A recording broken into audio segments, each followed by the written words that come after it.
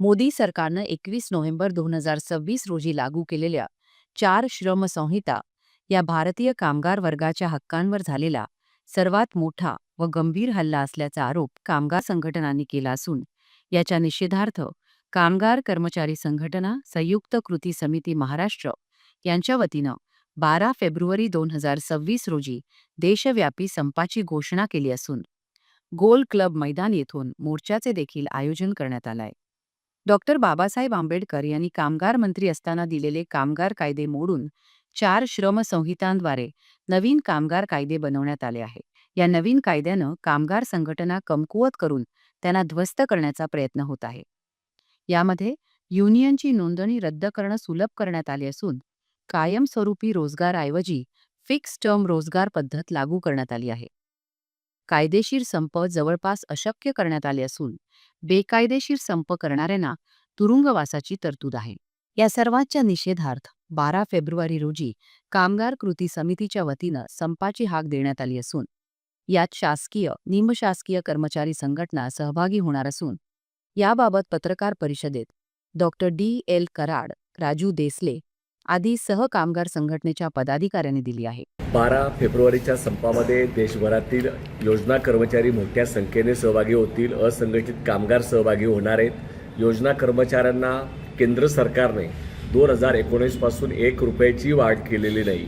असंघटित कामगार, बांधकाम कामगार असतील, घरकामगार असतील, सर्व असंघटित कामगारांसाठी सामाजिक सुरक्षा देणारा कायदा झाला, परंतु आर्थिक तरतूद नसल्यामुळे कोणत्याही प्रकारचा लाभ मिळत नाही. या सर्व गोष्टीचा निषेध करण्याकरता योजना कर्मचारी, असंघटित कामगार मोठ्या संख्येने 12 फेब्रुवारीच्या मोर्चामध्ये आणि संपात सहभागी असतील. राज्य सरकारी मध्यवर्ती कर्मचारी संघटना पूर्ण महाराष्ट्रातून सकाळी 2 तास धरणे आंदोलन सत्याग्रह करणार आहेत आणि राज्य व्यापी हे असं आंदोलन असणार आहे. मेन मागण्या ह्याच आहेत की 1 मार्च 2024 रोजी जे RNPS आणली होती, राष्ट्रीय निवृत्ती वेतन प्रणाली, त्याच्याबद्दल कुठलीही अधिसूचना शासनाने पारित केली नाही. जुन्या पेन्शनबद्दल मागणी असतानाही त्याच्याबद्दल काही बोलले जात नाही.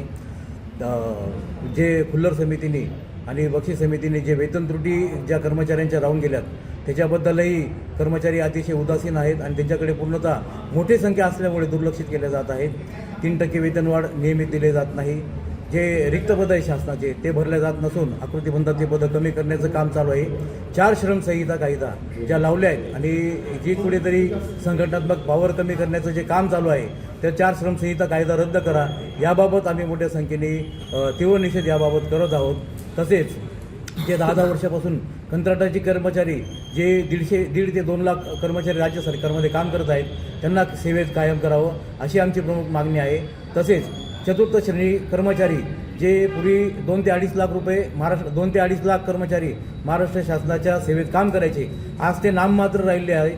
तसेच वाहन चालकसुद्धा भरती आणि कर्मचारी वर्ग 4ची भरती ही नियमित करावी अशी आमची प्रमुख मागणी आहे. आणि 8व्या वेतन आयोगाकडे एक सर्वंकष विचार करून, चांगले विचारधारा घेऊन आणि चांगले सर्वंकष विचार करून ती लागू करावी, इम्प्लिमेंट करावी आणि सगळ्या गोष्टी त्याच्यात इम्प्लिमेंट कराव्या असं आम्हाला या ठिकाणी वाटतं. आम्ही मोठ्या संख्येने या सहभाग नोंदवला आहे आणि मोठ्या संख्येने त्याच्याबद्दल निदर्शनं. देशातील 10 मोठ्या कामगार संघटना आणि 35 फेडरेशन यांच्या वतीनं 12 फेब्रुवारीला देशव्यापी संपाची घोषणा करण्यात आलेली आहे. मोदी सरकारने पूर्वीचे 29 कामगार कायदे जे डॉक्टर बाबासाहेब आंबेडकरांनी मजूर मंत्री असताना मंजूर केले होते, कामगार चळवळीच्या संघर्षामधनं ते निर्माण झाले होते, ते रद्द केले आणि त्याच्या जागी 4 श्रमसंहिता आणलेल्या. या 4 श्रमसंहिता ह्या कामगारांना गुलामगिरीमध्ये ढकलणाऱ्या आणि कामगारांचं शोषण वाढवणाऱ्या आहेत, युनियन करणं अवघड करणाऱ्या आहेत, संप करणं बेकायदेशीर ठरवणाऱ्या आहेत आणि स्थायी नोकरी, कायम नोकरी संपवणाऱ्या ह्या श्रमसंहिता आहेत. आणि त्यामुळे त्या 4 श्रमसंहिता मागे घ्याव्यात. 8 तासाच्या कामासाठी दरमहा 30,000 रुपये किमान वेतन निश्चित करावं. कंत्राटी पद्धती बंद करून त्या ठिकाणी काम करणाऱ्या कर्मचाऱ्यांना कायम करावं. अशा 15 मागण्यासाठी हा संप होतो आहे. नाशिकमध्ये ह्या संपाच्या निमित्ताने 12 फेब्रुवारीला हजारो कामगार रस्त्यावर उतरणार आहेत आणि जिल्हाधिकारी कचेरीवर मोर्चा काढणार आहेत.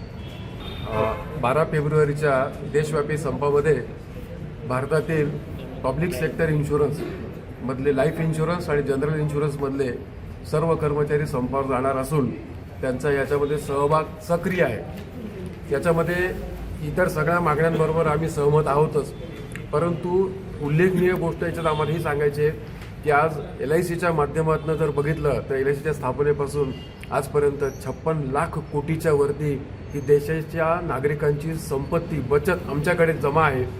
आणि या देशातल्या सरकारने जे खाजगीकरणाचं जे धोरण स्वीकारलेलं आहे त्यातनं भांडवल विक्री करून त्या माध्यमातून या संपत्तीवरती मुठभर भांडवलदार मालक करण्याचा जो प्रयत्न आहे तो प्रयत्न रोखण्यासाठी आणि जनजागृती करण्यासाठी आम्ही या संपात भागीदारी करत आहोत। त्याचप्रमाणे आज 30,000च्या वरती हे रिक्त पदं LICमध्ये आहेत आणि त्याच्यातसुद्धा ताबडतोबीने नोकर भरती केली पाहिजे, कारण कामाचा लोड वाढत आहे आणि मनुष्यबळ घटत चाललेलं आहे।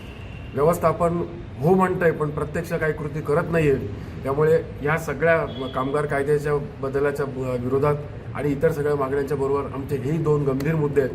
त्यामुळे विमा क्षेत्रातील सर्व कर्मचारी या संपामध्ये सक्रिय सहभाग नोंदवतील। धन्यवाद।